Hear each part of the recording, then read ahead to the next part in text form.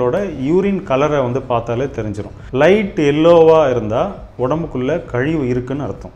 So அந்த கழிவு வெளியே போகிறதுக்கு தண்ணி குடிக்கணும்னு அர்த்தம். அதுதான் இண்டிகேஷன்.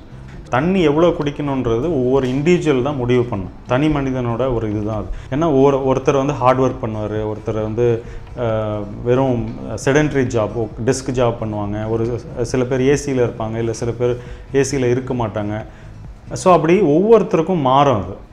ஸோ அதை வந்து எப்படி நம்ம இது பண்ணோம் அப்படின்னா, அவங்களோட யூரின் கலரை வந்து பார்த்தாலே தெரிஞ்சிடும். லைட் எல்லோவாக இருந்தால் உடம்புக்குள்ளே கழிவு இருக்குன்னு அர்த்தம். ஸோ அந்த கழிவு வெளியே போகிறதுக்கு தண்ணி குடிக்கணும்னு அர்த்தம். அதுதான் இண்டிகேஷன். ஸோ எப்போ வந்து தண்ணி குடிக்கணும் அப்படின்னா, சாப்பிட்றதுக்கு அரை மணி நேரத்துக்கு முன்னாடி குடிச்சிடணும்.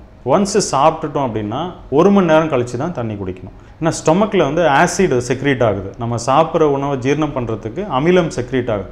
அதனோட pH வேல்யூ பார்த்தீங்கன்னா 3.5 pH அப்படின்னு சொல்லுவாங்க, ஒரு கணக்கு இருக்குது. நம்ம தண்ணி குடிச்சிட்டோம் அப்படின்னா அது 6.57 pHக்கு வந்துடும்.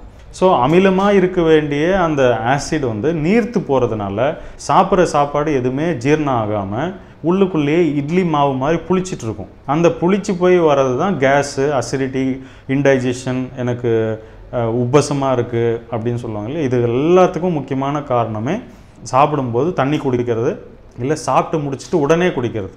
ரெண்டுமே பண்ணக்கூடாது. இமிடியேட்டாகவும் குடிக்கக்கூடாது, சாப்பிடும்போதும் குடிக்கும். இப்போ சர்வசாதாரணமாக வந்து பார்க்கப்படுற நோய் வந்து சர்க்கரை வியாதி தான். ஸோ அதுக்கு வந்து இயற்கை மருத்துவத்து மூலமாக சரி பண்ண முடியுமா? சர்க்கரை நோய்ன்றது நோயே கிடையாது. ஆக்சுவலாக அது வியாதியாகவே பார்க்கக்கூடாது நம்ம. அது ஒரு கண்டிஷன். அது என்ன வரத்துக்கான காரணம் என்ன அப்படின்னா, இப்போ நான் 30 வயசு வரையும் நல்லா இருக்கேன், 31வது வயசில் எனக்கு சுகர் லெவல்ஸ் அதிகமாகுது அப்படின்னா, இப்போ 30 வயசு வரைக்கும் யார் கண்ட்ரோல் பண்ணிகிட்டு இருந்தாங்க, இப்போ ஏன் கண்ட்ரோல் ஆகலை, அதுக்கான காரணத்தை அறிஞ்சு அந்த காரணத்தை சரி பண்ணுறது தான் வந்து சரியான வைத்திய முறையை தவிர, எனக்கு 31வது வயசில் எனக்கு சுகர் வந்தது, டாக்டர்கிட்ட தீர்வு கிடைக்கும்னு சொல்லிட்டு டாக்டர்கிட்ட போய் மெடிசன் சாப்பிட்டு நான் கண்ட்ரோல் பண்ணுறேன்றது என்னை பொறுத்த வரைக்கும் அது பெரிய பைத்தியக்காரத்தனம் தான் சொல்லலாம். காலையில் வேலை அட்லீஸ்ட் ஒரு வேலையாவது சமைக்காத உணவு சாப்பிடணும். சமைக்காமல் எந்த ஒரு மாவையும் சாப்பிட முடியாது. ஸோ தேங்காய் சாப்பிட்லாம், பேரிச்சம்பழம் சாப்பிட்லாம், பழங்கள் எடுத்துக்கலாம், முளைக்கட்டின பயிறு சாப்பிட்லாம். பசி இல்லாத நம்ம சாப்பிட்ற ஒவ்வொரு உணவும் விஷம்தான்.